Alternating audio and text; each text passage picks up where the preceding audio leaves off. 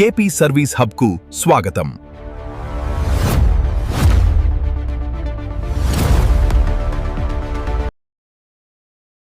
Hi friends, ఈరోజు CCTV setup చూద్దాము. C+DVRది మన దగ్గర ఉంది 4 ఛానల్ DVR. మీరు చూస్తున్నారు కేపీ సర్వీస్ హబ్.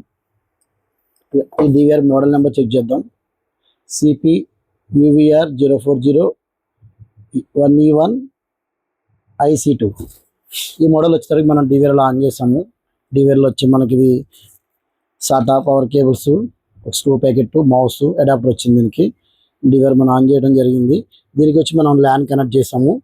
దీనికి పవర్ ఇచ్చి వెనకాల USB ఇచ్చాము. ఒక VGA కేబుల్ కనెక్ట్ చేసాము. ఇప్పుడు మనం మానిటర్ సైడ్కి వెళ్దాము. DVR ఆన్ చేయడం జరిగింది. ఈ విధంగా DVR కొత్త మోడల్ ఆన్ అవుతుంది. మనకి ఓపెన్ అవ్వగానే ఇలా వస్తుంది. మన స్టార్టింగ్ మన హార్డ్ డిస్క్ ఇంకా ఫిట్ చేయలేదు కాబట్టి ఆ బీప్స్ కూడా రావడం జరుగుతుంది. ఫస్ట్ స్టెప్ మనం చూద్దాం. ఫస్ట్ మీకు ప్లీజ్ సెలెక్ట్ ద రిలీజియన్. మనం ఎక్కడైతే ఉంటున్నామో ఇండియా, మన కంట్రీ సెలెక్ట్ చేస్తున్నాం. ముందు డైరెక్ట్ ఇక్కడ మీకు స్టార్టింగ్ అయ్యని కొట్టినా కూడా వచ్చేస్తుంది. ఇక్కడ ఇండియా. నెక్స్ట్ లాంగ్వేజ్ ఇంగ్లీష్ ఉంది. వీడియో స్టాండర్డ్ వచ్చి పాల్ ఉంది. ఇవి ఎక్కువ మన ఇండియా నడిచే అంతా కూడా ఇవి వీడియో ఫార్మాట్లోనే ఉండాలి మనకి, ఎందుకంటే వీడియో మనం చూడడానికి ఉపయోగపడుతుంది ఇది. Next time, date. ఎప్పుడైనా టైం డేట్ మనకి ఎప్పుడు కూడా ఇది చెన్నై కలకత్తా ఉండాలి. 5:30 వస్తుంది మనకి టైము డేట్లు. ఎప్పుడు కూడా మనకి మన ఇండియా స్టాండర్డ్ టైంలో 5:30 రావాలి. చెన్నై కలకత్తా అని ముంబై అని ఉంటుంది. ఇది సెలెక్ట్ చేసుకోవాలి. డిఫాల్ట్గా ఇది ఉంటుంది. కొన్ని మోడల్స్ లేకపోతే కూడా మీరు రీసెర్చ్ చేసినప్పుడు దీన్ని చేయాలి. నెక్స్ట్ మీకు వచ్చి నెక్స్ట్ ఇక్కడ పాస్వర్డ్ సెక్షన్ ఇది. ఈ పాస్వర్డ్లో కామన్గా అందరూ ఏం చేస్తారంటే admin@123 క్రియేట్ చేస్తారు.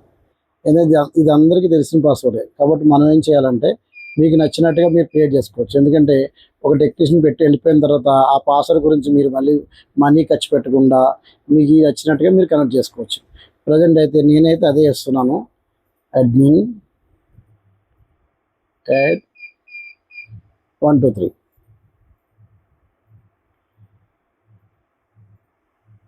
మళ్ళీ పాస్వర్డ్ admin@123.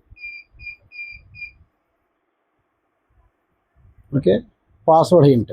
దీని ద్వారా ఏంటంటే మీరు దేని గురించి అయితే పాస్వర్డ్ క్రియేట్ చేశారో అది మీరు చూసుకోవడానికి హింట్ అని ఉపయోగపడుతుంది.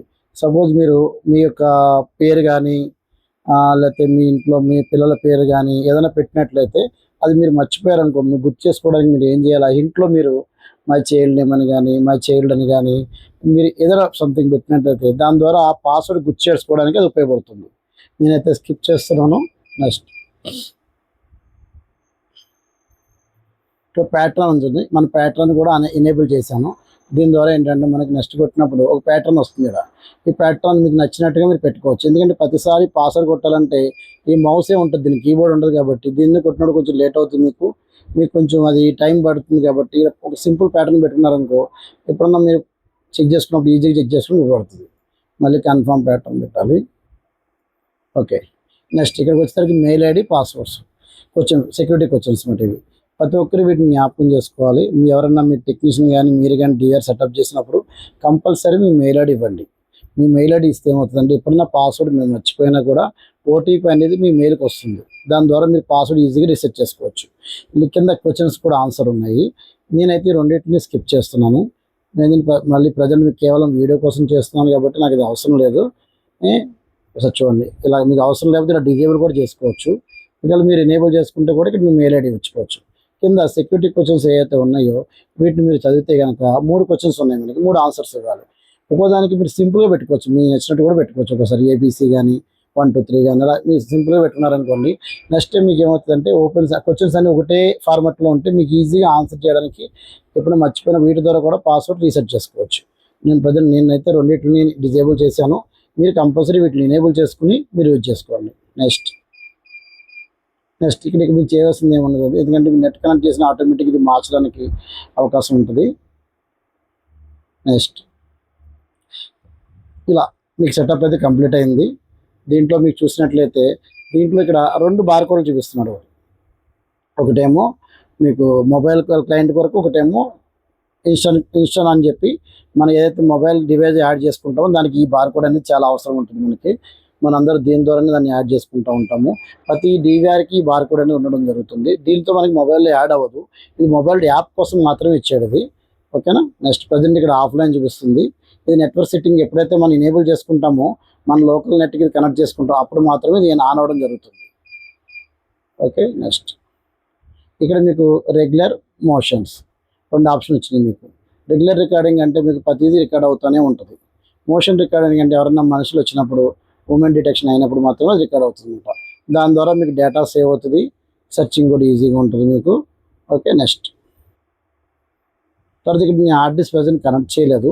హార్డ్ డిస్క్ కనెక్ట్ చేసినట్లయితే టోటల్ ఎంత టీవీ వస్తుంది, ఆ టీవీ మనకు ఫ్రీ ప్లేస్ ఎంత ఉంది, దాని హెల్త్ ఎలా ఉందని కూడా చూపిస్తుంది అన్నమాట. ఇక్కడ ఈ స్టేటస్లో నార్మల్ ఉంటే హెల్త్ మంచిగా ఉన్నట్టు, ఇది టోటల్ ఎంబీ చూపిస్తుంది, ఫ్రీ ఎంబీ అంతా చూపిస్తుంది. ఓకేనా. ఒకవేళ మనం హార్డ్ డిస్క్ పెట్టినట్లయితే కనుక ఇది ఆటోమేటిక్గా మనకు కనపడడం జరుగుతుంది. Okay. Next okay. Thank you for purchasing your product. అయితే సి ప్లస్ సెటప్ అని చాలా ఈజీగా ఉంటుంది. ఎవరైనా సరే పర్చేజ్ చేసుకుని ఎవరైనా సరే సొంతంగా దీన్ని యాడ్ చేసుకోవచ్చు. ఓకే. ఈ విధంగా మనకైతే సెటప్ అయితే కంప్లీట్ అయింది. నెక్స్ట్ వీడియోలో మనం దీన్ని ఆన్లైన్ ఎలా చేయాలి, ఓకేనా, డీవీఆర్లో ఆన్లైన్ ఎలా చేయాలి అది కూడా నేర్చుకుందాం. ప్లీజ్ మా ఛానల్ సబ్స్క్రైబ్ చేయండి. KP service hub